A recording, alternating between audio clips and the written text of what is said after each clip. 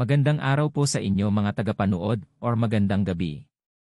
Ito po ay isang reaction video lamang mula kay tayo na at mag-subscribe sa kanya.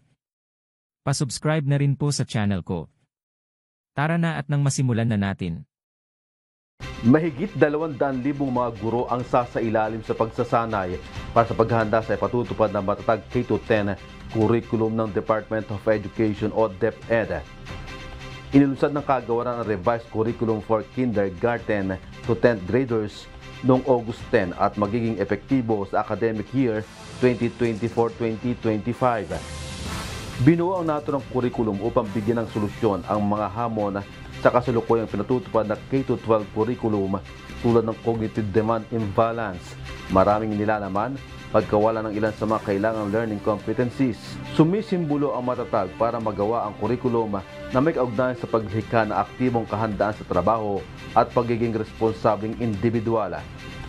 Isang hakbang din ito para mapabilis ang pagbibigay ng basic education services and provision facilities. Bunsod dito, inaprubahan na ng Senate Committee on Finance ang 1.5 billion pesos na alokasyon para sanayin ng mga guro sa matatag K-10 curriculum.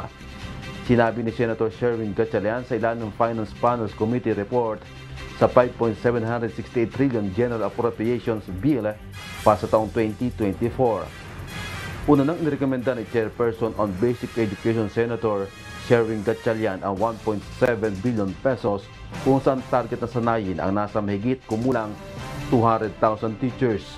Isinalarawan din ng senador na ang matatag K-10 curriculum ay gaya ng low-hanging fruits na makatutulong na mapabuti ang pag-aaral ng mga estudyante. Diyos ang aming sandigan, serbisyo publiko ang aming pinahahalagahan. Jerry Galicia, humahataw! Maraming salamat po. Huwag kalimutan na mag-subscribe na po tayo kayo.